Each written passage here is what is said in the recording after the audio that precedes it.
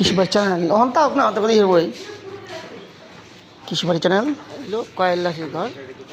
এই কয়েল লাখির লাকড়ি 30 কেজি নিব বিক্রয় কেন্দ্র বাজিতপুর বাজার কয়েল লাখির ঘর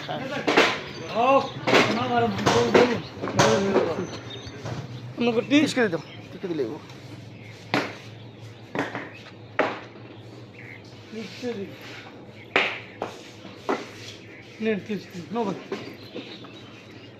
মানে এই স্কার টান দিলে হ্যান্ডেল হইতে লয় একটু বুঝলাম না